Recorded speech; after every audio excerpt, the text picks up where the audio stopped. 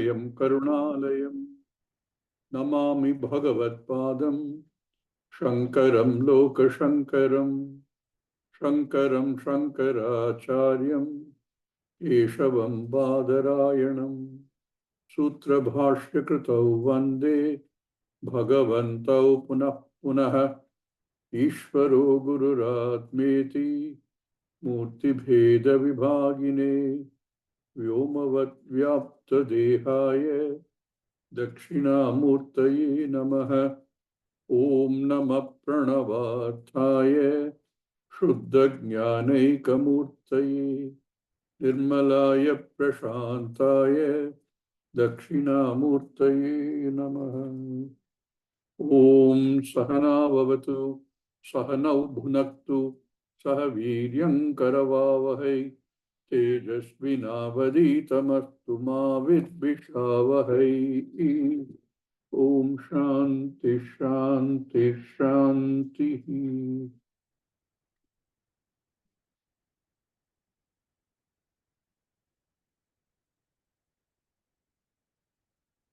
Having started the whole Sambandha Bashyam, this is the introductory Bashyam, before he actually goes to the text of the Upanishad and explain those words. It starts with the prayer. Following the prayer, Om Namo Bhagavate Vayusvataya Mrityave Brahma Vidyacharya Nachiketase Cha. So, my namaskaram. And for the benefit of people who want to study, for the Sukhartha Prabodhanartham, this Alpa Grantha Vritti Arabhyate. Of what? Of Kathopanishad Ballinam. Having said that, he starts by ripping open the word Upanishad itself. Say the Upanishad word has three components. Always the word will start with a dhatu. Here the dhatu is shadildr, which itself undergoes certain changes, etc., to become shad. All by rules of grammar, it goes through certain changes. Shadildr becomes shad, then it becomes sad, then it becomes shad again. That is the root that we will use, sad. And it is prefixed by two words, upa and ni. So we have upa, ni, and shad. That, remember, is a dhatu. That dhatu has to be converted. Dhatu generally is, the meaning is a verbal meaning only. Has to be converted into a usable word, for which you add the suffix called quip. We saw this, which makes it the agent of that action of that verb. So now Upanishad is the agent, the doer of what is meant by the verb sad. So that quip pratyaya is the third component, which is what he said in the first paragraph. Sadir dhatoho visharna gatyavasadanartha upani purvasya upani purvasya quip pratyayantasya rupam Upanishad iti.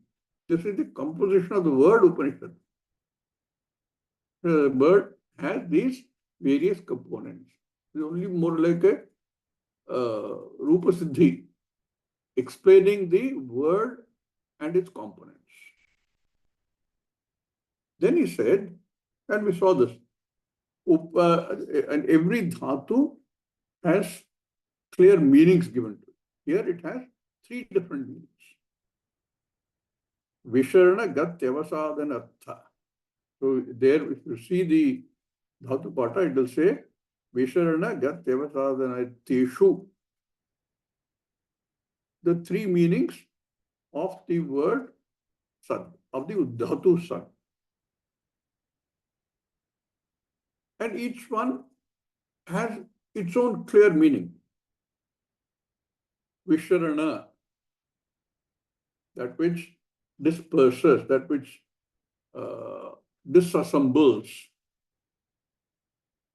And Gati. Gati is a very, very interesting word. You'll find this meaning for lot of dhatus. Each one will be used in a different way. But here, Gati is itself the word meaning, dhatu meaning. And here the meaning is to gain, to understand, to get. Gati and Avasadana. Avasadana is also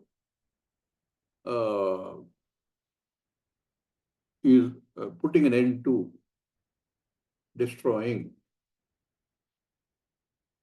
We will see he will go into the meanings of all of these words and explain those words itself. So he goes to the next line, he says, Upanishad Shabdena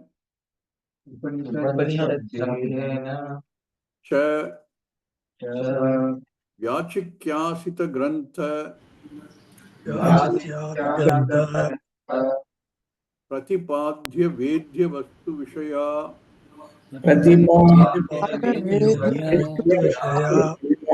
Vidya Uchyate. So this Pratipadhya Vedya Vastu Vishaya. I told you, in writing any of these things, there are 4 factors which one has to keep in mind. What is the Vishaya? What are we writing about or talking about? If that is not clear, obviously the structure of whatever you are creating will be confused. So that clarity must be there. What is the Vishaya? That Vishaya, he says, is Vidya. That Vishaya is called Vidya. And here, what is the Vidya? Brahma Vidya. Brahmatma Vidya. That knowledge which makes us understand the nature of Brahman as the self. That Brahmatma Vidya. We've repeatedly said, Brahma is Atma, Atma is Paramatma, Atma is Om, Atma is everything. Does anything else even exist? When you study the beginning, we say yes, they are there because we can sense it, we can perceive it. The whole world we can perceive. Tangible and intangible things, we can perceive. Therefore, they do exist. We don't deny them, because anyone beginning to read this, who comes to try and understand this, will immediately get shocked out of his skin if you tell him there's no world. There is no Jagat. There is no pain. There is no pleasure. There is no Shishya. There is no Guru. There is nothing. If you tell him that, either he will be more confused than he started with, or he'll be so confused that he'll run away. He's come with an intention to understand. So the Shastra very kindly does not straight away tell him the truth. It says the truth is very simple, but then it allows him the freedom to take all this that he thinks he knows and say that is the truth. And that which we know, all that we know are limited in nature. Whereas Shastra actually says there is Purnaha, but doesn't start with that. It says this is there. And all these limitations of these are superimposed on the truth. So what happens? We think we have understood a truth, understood Brahman as the truth, but that Brahman is third party, limited, whatever it is, limited. And then as one studies further and further, one can see that there is a mistake there. There cannot be a limitation. If there cannot be a limitation, and we see the limitation, who does the limitation belong to? Limitation cannot belong to the Satyam, cannot belong to Brahman. So now we have to understand, where did the limitation come from? There, Shastra takes us slowly to the state where saying, all this which you thought was the nature of the truth, you can see it is incorrect. These are all, first we say these are all mithya. They are there and they are not there. How did the mithya come about? And that also Shastra has an explanation for. Says through the power of Maya. And what is Maya? If Brahman is Ekameva Advitiyam, is the only thing, what is Maya then? Are you saying there is a second thing called Maya? Then you're contradicting yourself. No. What Shastra says is, you start with an assumption of something called Maya. Where did the Maya come from? Because of my inability to understand, because of my own ajnanam. Because of my ajnanam, I have to postulate a Maya. And then, with that background, when I study further, that Brahma Vidya becomes Brahmatma Vidya. There is only one. Maya and everything following Maya is non-existent. I am the only existent thing. At that state, the I am becomes I is the only existent state. There is nothing else. Therefore, that I is the Brahman, that Atma is Brahman, that is Paramatma, that is everything. That is how it takes us there. This Brahma Vidya, what we call Brahmatma Vidya, is what the Vishaya of this Upanishad is, of any Upanishad. So you say, Vedya Vastu Vishaya. What is to be known by the Upanishad is the Vedya Vastu, Paripadika Vastu. That which is to be known. And that which is to be known, that Vishaya, is called Vidya. Vidya Uchyate. What is to be known through the study of the Upanishad is called Vidya. So we have the first of the four factors we talked about. Four factors are called Anubandha Chatushtaya. What is the Vishaya? It is Brahma Vidya or Brahmatma Vidya.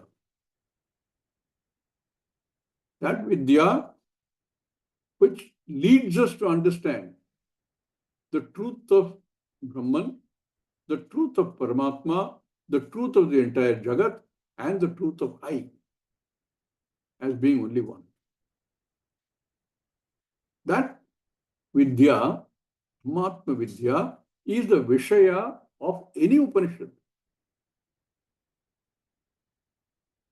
Now, normally what happens in our experience in life, there is something to be known. Actually, in the Karma Kanda portion, there are ways and means. Also Veda, also as far as we are concerned, unquestionable. Something to be done for getting an end result. So if you want to do, if somebody wants to reach Svargaloka, there is a yajna for that. This is what I do. And to do this, I need to know how to do it. I need to then have the skill to do it, the ability to do it, either myself or through a Ritvik.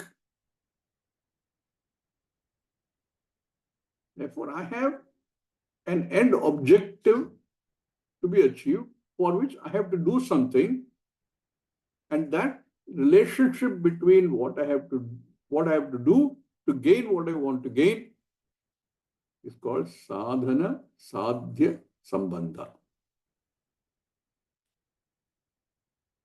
That is how we know everything.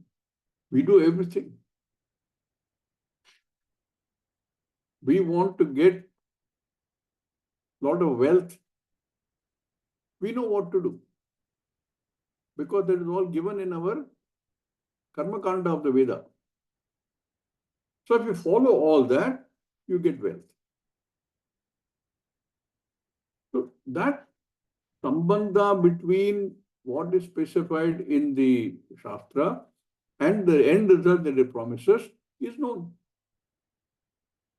Called sadhana. That is the sadhana, that is the effort which produces this vastu. Sadhana, sadhya, sambandha. Anything we want in this jagat, that's what we do. We know this is what we obtain, this is what we do. If I want to get good marks in exam, I have to do this kind of preparatory work. The trick is, sometimes you don't get that despite the fact that you do all that. But that is not the issue. The issue is, if I don't do it, I will not get the result. If I do it, there may be other factors which might influence the results. But if I don't do it, we will not get it. This is our normal experience in this world about anything. But this Brahma Vidya is not an object to be gained.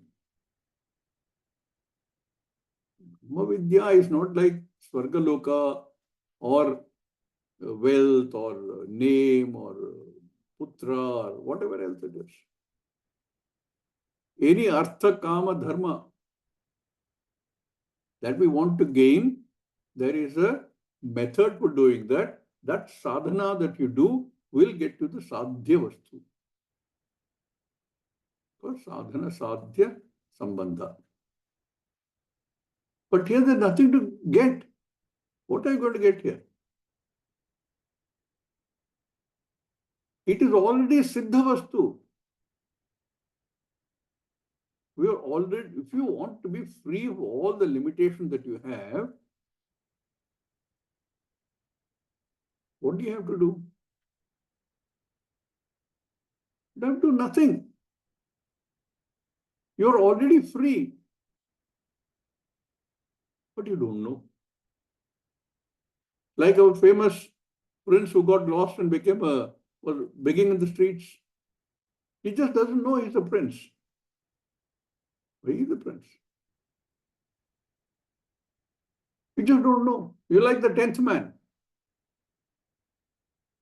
You are the 10th man, you only don't know. You don't have to produce a 10th man. You don't have to create a 10th man. Already there. Like that here, it is already siddha vastu. You are free. There is no limitation. Then what do you have to do? You don't have to do anything. But how do you become a free person? Free of all what? Free of all things I don't want.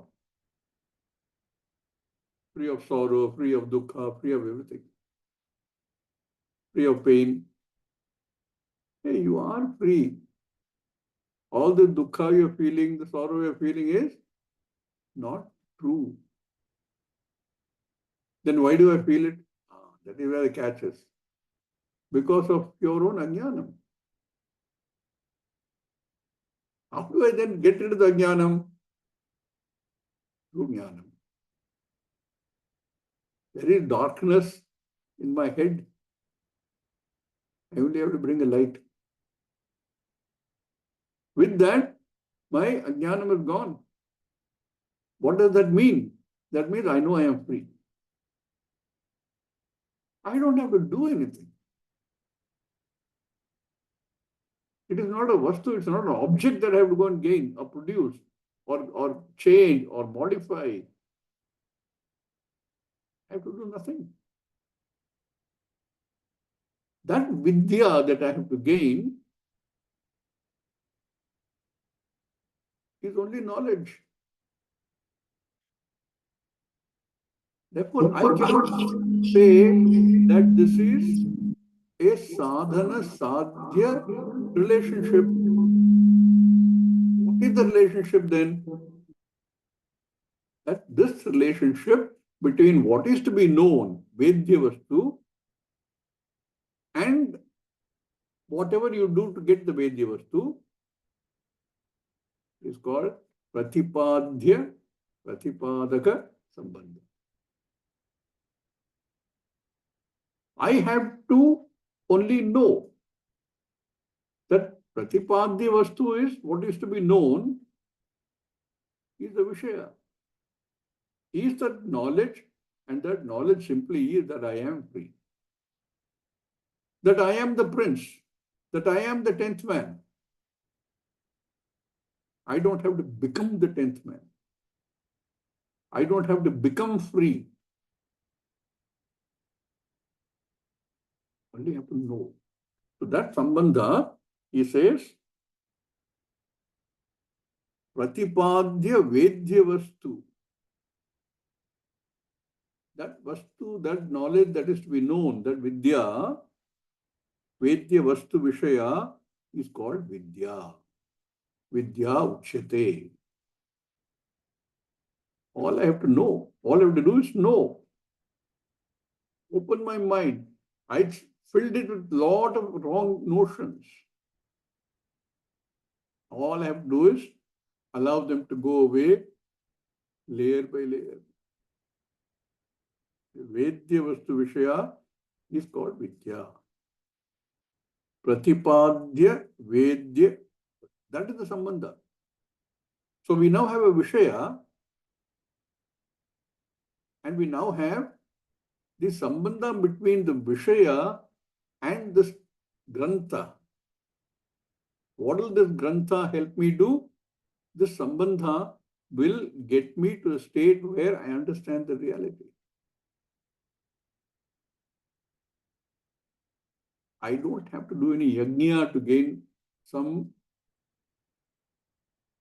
artha, kama or dharma result. Result is already known, already gained. I just have to know it's gained. Sometimes, it happens, you always have something in mind that this job has to be done. And it's constantly irritating the mind. That has to be done, that has to be done, that has to be done, that has to be done. Because you're tied with so many other things that constantly is telling you, I have to do this, I have to do this, I have to do this. And then when you get to home or to the office or wherever it is, the office is even better. You go to the office and find that your second in command has already done the job. It's already done. I don't have to do anything. I only go to the office and find that file is complete. Everything is done. The report sent off. I have nothing to do. It's only a Vedya Vishaya for which I have to use a pramana. Anything to be known you have to use a pramana. Like anything to be done, you have to use certain tools, whether it's your own hand or external tools. You have to do something, you have to use certain tools. To know something, you don't need to use any tool. You only have to have a pramana. Pramana is a source of knowledge. That's all you have to do. That pramana in this context of Brahmatma Vidya, that pramana is the Upanishad. That Upanishad is external to you. To the one that is doing, who still got the wrong notion of what is I.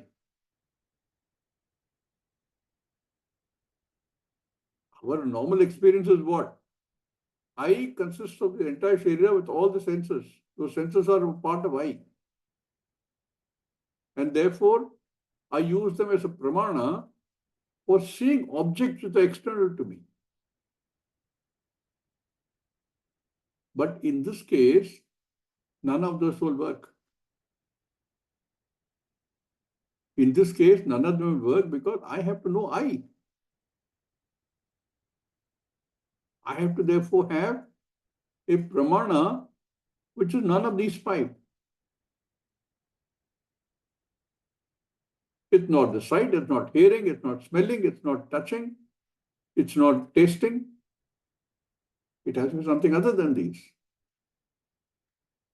That pramana is the Shastra in the form of Vedanta. And that pramana, and we can go into the details of why you call that a pramana. There are clear rules for deciding what is a pramana.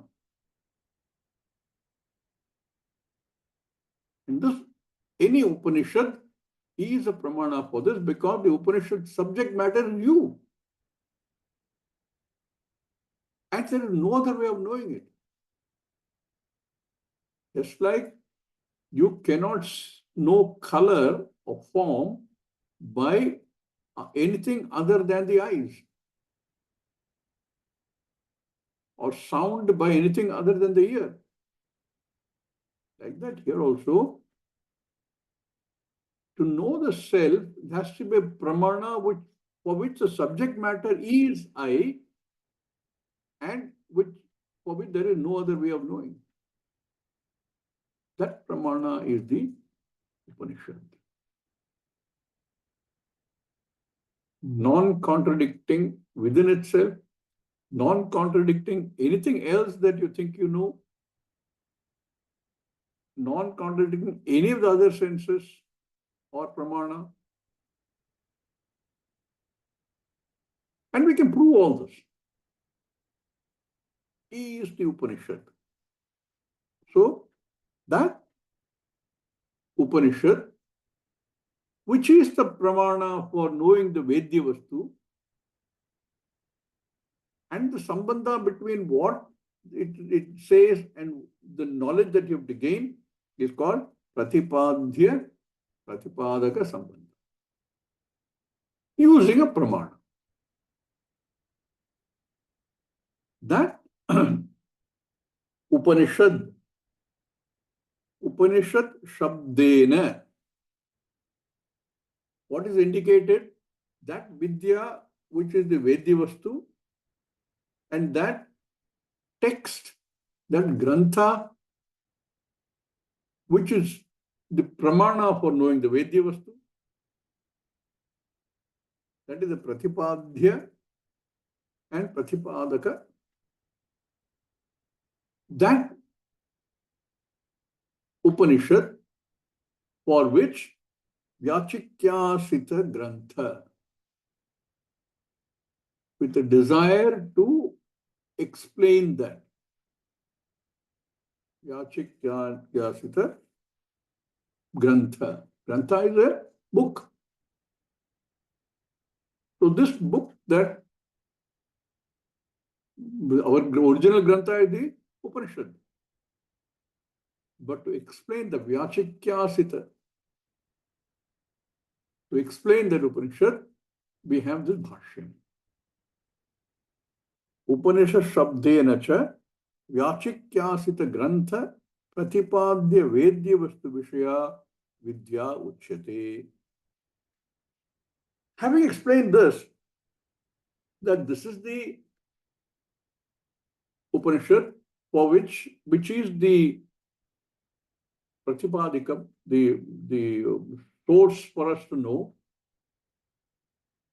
which I wish to explain. How do you understand the meaning of the word Upanishad? Already he's broken the word Upanishad down into the prefixes, the dhatu, and the suffix. But with what meaning do you understand this? And normally what happens? Any dhatu will have an artha. Bhu sattayam, how it starts. But this one has not one, but three arthas. Gati is one artha, Visharana is another artha, and Avasadhana is a third artha. All three are given in the Dhatu Pada. In what sense should I understand the word Upanishad? How does it explain this to me? It says, Kena Punarartha Yogena. Let's read this. Kena Punarartha Yogena Upanishad Shabdena Vidyochyata Ityuchyate Kena Punaha Artha Yogena Upanishad Shabdena Vidya Uchyate Iti Uchyate. By what meaning, how do you interpret the word Upanishad? In what way do you interpret the Upanishad, word Upanishad?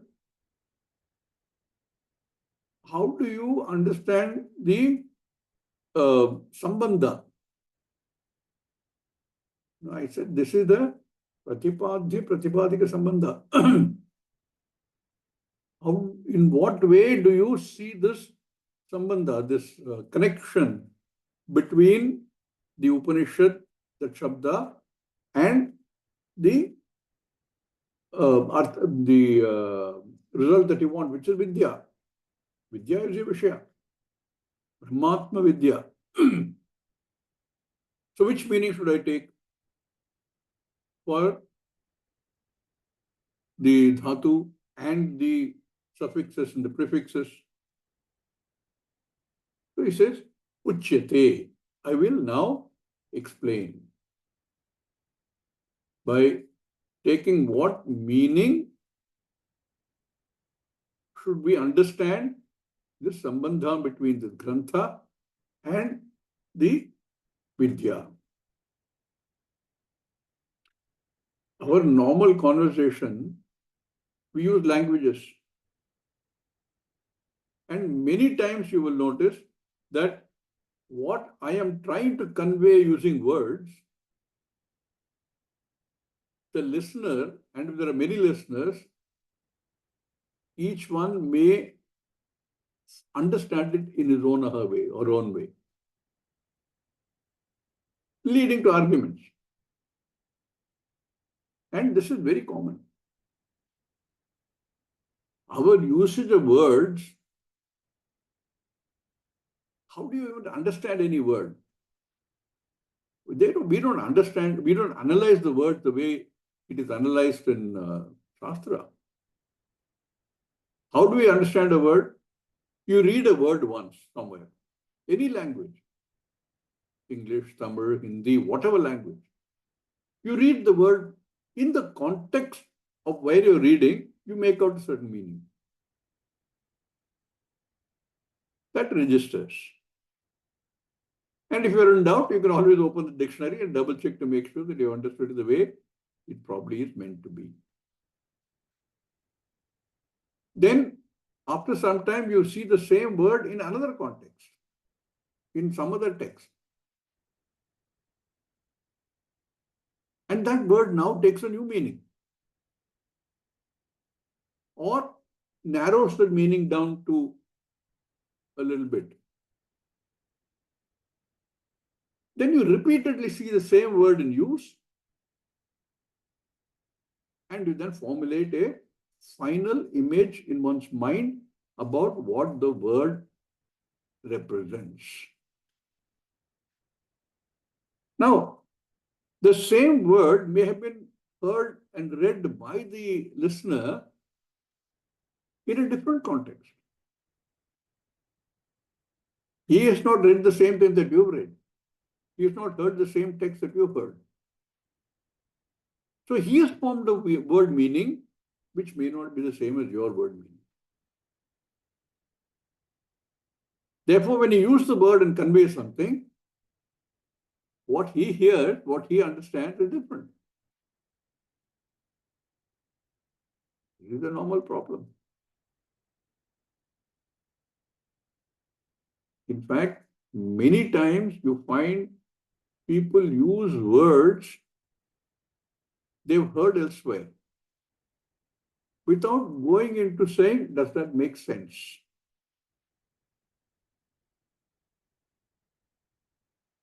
Interpretations. I keep saying even in the classes normally, I don't use the word, for example, God, as far as I can avoid it. Because so many people have so many different interpretations of the word God. When I use the word God in a sentence, each one will understand it in his or her own way. That means you are not conveying what you want to convey. I have a vivaksha. In Hindi, in Sanskrit, it's called vivaksha, vaktum ichha. The speaker wants to convey something. And that, what he wants to convey, what the speaker wants to convey, the listener may not interpret it the same way, may not understand it the same way. That vivaksha is not clearly understood. Now, when you are studying something like the Upanishad, you cannot have this happen. You will find this message is so subtle that the Shastra wants to give us, that it is very prone to misunderstanding. That is why with the same Shruti, Shastra, there are so many interpretations. After the words. And the word will convey what the listener wants to hear. This you can see in political debates very often. One fellow is saying something, other fellow is countering by saying completely different, but they're using the same words. If you look at TV debates, and many times because the debate is based not on clarity of the word, but because of my interpretation of the word, it becomes a heated exchange. Because they're talking at cross purposes. You want to hear what you want to hear. You cannot have that happening here. So here, normally in Vedanta, every word is analyzed. So we make no mistake in understanding what we are trying to convey, and or at least minimal mistake. Even then there will be mistake. There will be people who will come up with different understandings. Upanishad shabdena cha vyachikyasita grantha pratipadya vedya vastu vishaya vidya uchyate kena punaha artha yogena, which with connection, Sambandha, Upanishad Shabdena Vidya Uchyate iti Uchyate. This I will now detail. So we're going to take all these three components, the prefix, the dhatu itself, and the suffix, and explain in what way you have to understand. Should I understand it as a gatyartha, the dhatu? Should I understand it as visharnartha? Or should I understand it as avsadhanartha? That itself is already a confusion. How do you explain? So he says, ye, okay, we'll read this first. Ye mumukshuvah ये मुमुक्षुवः दृष्टानुश्रविका विषयवृतृष्णाः दृष्टानुश्रविकविषयवितृष्णाः दृष्ट अनुश्रविक विषय वितृष्णाः सन्तः सन्तः उपनिषद शब्दवाच्याम् उपनिषत्शब्दवाच्यां वक्ष्यमाणलक्षणाम् वक्ष्यमाणलक्षणां विद्याम् विद्याम् उपसद्य उपगम्य उपसद्योपगम्य तन्निष्ठतया तन्निष्ठतया निश्चयेन निश्चयेन शीलयन्ति शीलयन्ति तेषाम् तेषाम् अविद्यादेहे अविद्यादेहे संसारबीजस्य संसारबीजस्य विषरणादिहिंसनात्. विशरणादिहिंसनात्. So combined will become Visharnadhimsanat. The Hakara becomes a Dakara. Visharnadhimsanat, विशरणादिहिंसनात् Vinashanat, विनाशनात् Ityanena Arthayogena, इत्यनेन अर्थयोगेन Vidya Upanishadityuchyate. Vidya उपनिषदित्युच्यते. One big sentence.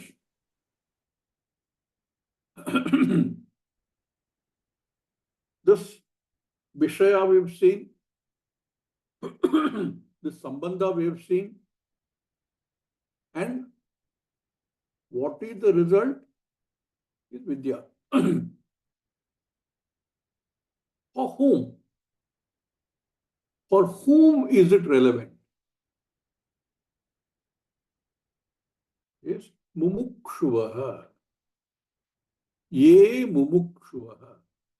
Those mumukshus. Mumukshuvah is the plural of mumukshu. Mumukshuvah.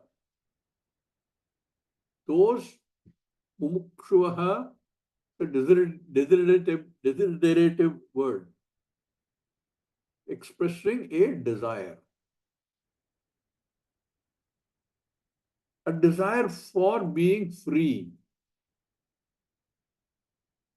A desire. Now, this is a very critical thing to understand. Why did any of us come to study Vedanta? It could be because of some dissatisfaction in life.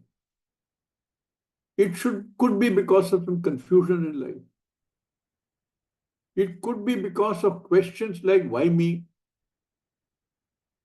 Why do I have to go through all this trouble? It could be because of non-understanding, saying, not me, but that person is such a good person. I've known him for the last 30 years.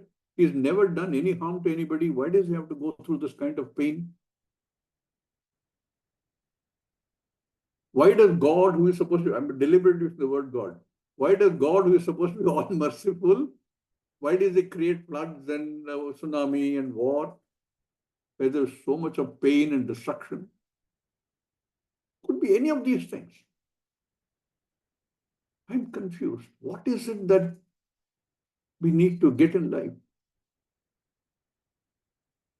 Is there an answer to this? Is there an end purpose to life?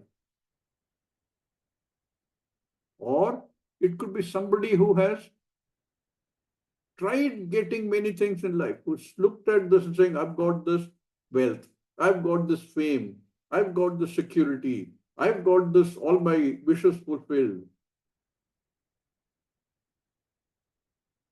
But I'm still not satisfied. What is preventing me from getting that? I thought if I get a lot of wealth, I will be what I want to be. Not knowing what I want to be. What I want to be is absolutely free. I don't know that. I think a little bit of wealth frees me in certain ways, but does not free me absolutely. I have a lot of pain. I was telling somebody in the class the other day, Ambanis have so much money. And they look at the son in the house. He's been suffering some kind of a problem. What can money do? It is a pain the child has to undergo, the parents have to undergo. Money didn't solve that problem. So we do try, we say, okay, let me get more of this, more of this, more of this. Maybe it will free me. Parikshilukan karmachitan brahmana. Having tried everything and finding that it's still not giving me what I want. Even if I don't know what I want.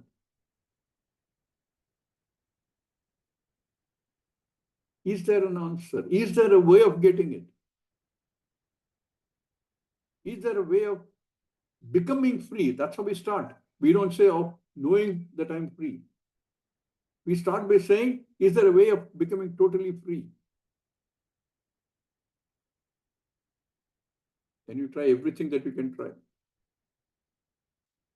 Doesn't give you the answer. And somewhere, because there is punya in the background, one runs into the possibility of getting this from the only source where you can get it from. And you have access to that source. You're going to the source, whether it's a guru or any other, an ashram or whatever, you still don't know what exactly you're looking for. But you know that there may be an answer there. Guru meva abhigachet. With the right attitude. With an attitude saying, I want to be free, I am a mumukshu. And then when you start with that and go through the process, at some point you recognize this moksha is nothing but knowing. So from a mumukshu, I become a jignasu. Again, another desiderative word. A desire to know. I become a jignasu. But that graduation that I've obtained, from an undergraduate, I've become a postgraduate. I start looking at the solution in greater detail. That mumukshu, who wants to be free of all the things that he doesn't like in this jagat.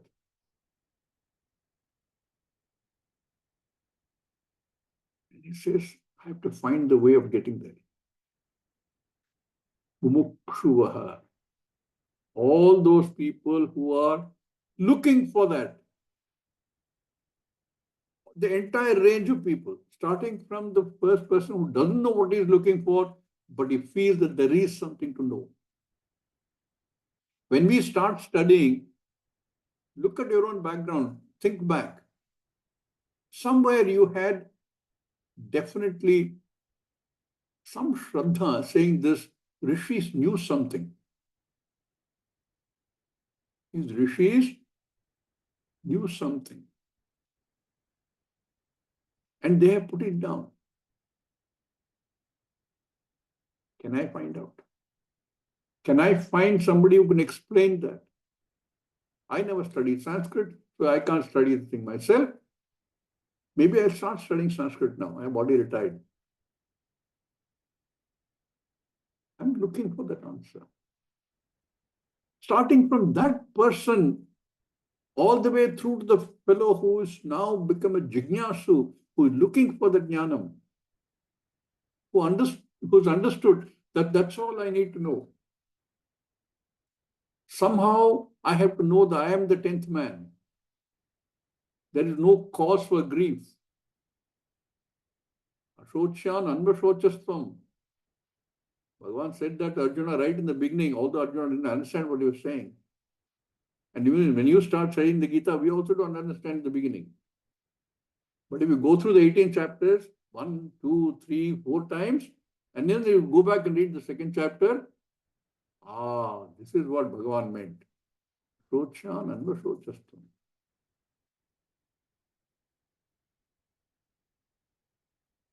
There is no reason to grieve if you understand. That mumukshu, the entire range of mumukshu, who want to get rid of the dukkha in the samsara, all the limitations within the samsara. That mumukshu, ye mumukshuvaha, those mumukshus.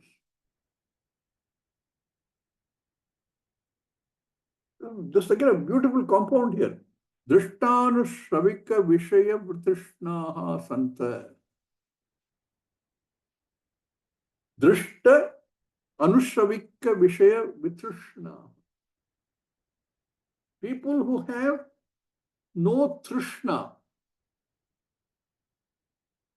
For what? For any drishtapala. The beauty of this is, any drishtapala that comes which is comfortable to the body, doesn't say don't take. Comfortable for the mind, take it. But what you have to understand is that is not what you're looking for. So, ye mumukshuvaha. And because he's a mumukshu, he's understood that all of these things that I can get in the world, in this jagat, the drishtapala is not what I'm looking for. And therefore, I have no trishna for them, no longing for them, no thirst for them. Not because of virakti, not because of either saying that grapes are sour or by any other circumstances, force of circumstances, but by understanding that that is not what I want. And we go through this life all the time. What we wanted, what are the most important things for you when you were a child is not the most important thing later. If you get it, fine. If you don't get it, fine. In that sense, we behave like balaha. There's so much of doubt in the mind. And balaha, if you have a balloon which you're very, very fond of when you're a child, that balloon has no importance to you when you grow up. But if wealth is what you're after, somehow that Krishna doesn't go. One stage to another stage, we see the difference. But here to here, somehow it keeps recurring, saying that more of the same might help. Vitrishna, whatever the Jagat can give, Drishtapala of any kind, no security, no kama, artha kama are not what I want. If they come, fine. If they don't come, I don't care. Then, are you talking about dharma? No. Anushravika.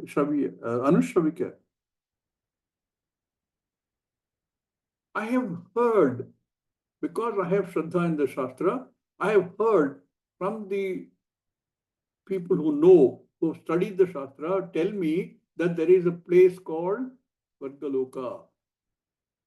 There is a place called Brahmaloka. And in those places, there is no dukkha. What I'm trying to get rid of here, if I can go there, I will get rid of them. How do I go there? You have to wait till the body goes. And while in the meanwhile, you have to follow what Vedas tell you to do. You did what was told to do to earn money. What was told to do get any of the other things that you got in the loka. Veda also tells you, if you want to get this loka, do this. Live life like this. Do's and don'ts. Which can be very tight, very hard. Do that. You will go to so-and-so loka. How do I know? You cannot know. You have to only accept what the Shastra says.